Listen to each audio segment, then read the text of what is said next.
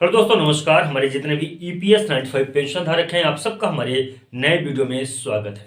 दोस्तों, आज हम लोग बात करने वाले हैं ईपीएस 95 पेंशन धारकों के पेंशन में वृद्धि को लेके इस बजट में निष्कर्ष क्या निकला। यानी कि पेंशन में वृद्धि होने से संबंधित बजट में तो कोई निर्णय नहीं आया। अब पेंशनर्स को क्या करना होगा, ईपीएस 95 पेंशन धारकों को किस प्रकार से पेंशन की राशि मिल सकती है, और जो सीबीटी की बैठक होने वाली है फरवरी में, उसमें क्या निर्णय लिए जाएंगे, इसके ऊपर हम लोग चर्चा करेंगे। 3-4 टॉपिकों के ऊपर हम लोग यहाँ पे डिस्कस करेंगे और यह जानने की कोशिश करेंगे कि जो ईपीएस 95 पेंशन धारक थे उनके इस मुद्दे को किस प्रकार से अब दिखाया जा रहा है। ईपीएस 95 पेंशन धारक जो मरणासन अवस्था में है, लगातार प्रत्येक दिन 100 से पार जो ईपीएस 95 पेंशन धारक है वो मौत हो रही है उनकी, और तकरीबन 78 लाख ईपीएस 95 पेंशन धारक हैं। टोटल 78 लाख ईपीएस 95 पेंशन धारक हैं। उनको सम्मानजनक पेंशन कब मिलेगी, क्या अभी भी कोई चांस है अथवा नहीं है? अब राष्ट्रीय संघर्ष समिति की टीम आगे क्या करेगी, बहुत प्रकार के जो ईपीएस 95 पेंशन धारकों के प्रश्न आए हैं, ईपीएस 95 जो पेंशन धारक हैं उन्हीं के पेंशन के वृद्धि को लेके हम लोग यहाँ पे चर्चा करेंगे आज के अपने इस नए वीडियो में।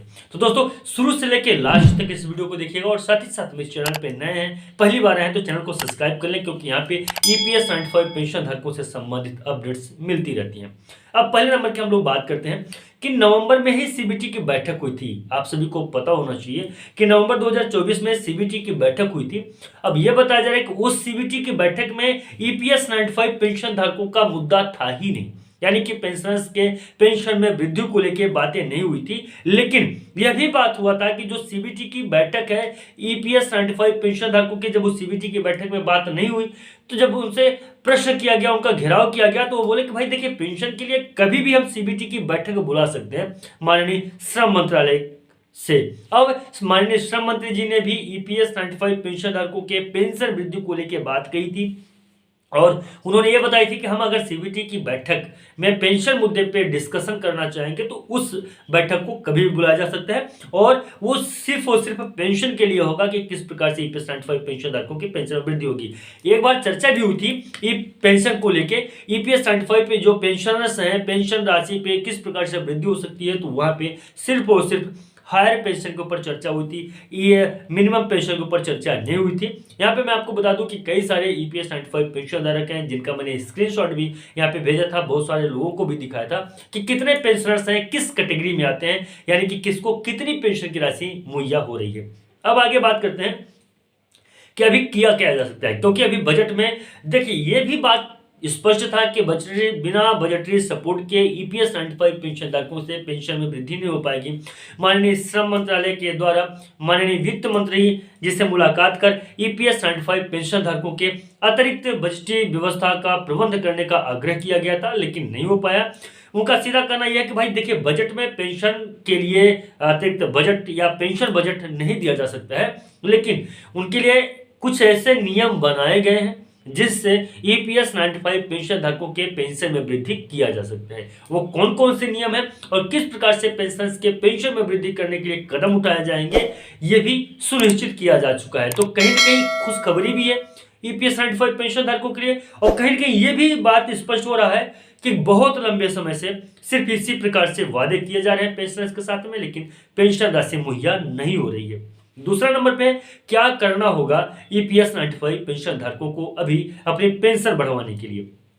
सबसे पहले ईपीएफओ के अधिकारियों से दोबारा मुलाकात, दबाव बनाना पड़ेगा। ईपीएस 95 पेंशन धारकों के पेंशन वृद्धि को लेकर जिस प्रकार से वादा किया गया है, उस अपने वादे को पूरा करें।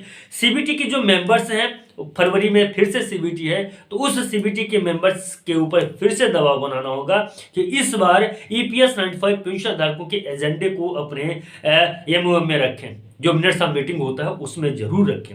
और तीसरा नंबर पे श्रम मंत्री जी के ऊपर भी दबाव आपको दोबारा बनाना पड़ेगा, यानी कि जितने भी पेंशनर्स हैं, चाहे राष्ट्रीय संघर्ष समिति हो चाहे दूसरे भी संस्थाएं हों, वो फिर से श्रम मंत्रालय के ऊपर दबाव बनाएं कि ईपीएस 95 पेंशन धारकों के मुद्दे को सीबीटी की बैठक में रखें और ईपीएस 95 पेंशन धारकों के पेंशन में वृद्धि को लेकर ऐलान करें कि कब से पेंशन के पेंशन में वृद्धि होगी और कितना होगा। ये आखिरी विकल्प रहेगा ईपीएस 95 पेंशन धारकों के लिए, नहीं तो फिर से वही फिर आंदोलन। और आंदोलन भी मैं आपको बता दूं कि किसी भी स्तर का कोई ऐसा आंदोलन नहीं बचा है जो राष्ट्रीय संघर्ष समिति ईपीएस 95 पेंशन धारकों के द्वारा किया ना जा चुका हो। तो ये कहीं ना कहीं ईपीएस 95 पेंशन धारकों के पेंशन वृद्धि को लेकर आखिरी विकल्प होगा और यह विकल्प भी खरा उतरेगा। ईपीएस 95 पेंशन धारकों के लिए माननीय श्रम मंत्रालय की तरफ से अपडेट यही सामने निकल के आ रही है कि ईपीएस 95 पेंशन धारकों के पेंशन में जल्द से जल्द वृद्धि की जाएगी।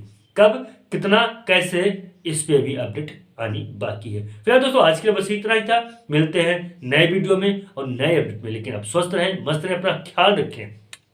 नमस्कार, जय हिंद, जय भारत।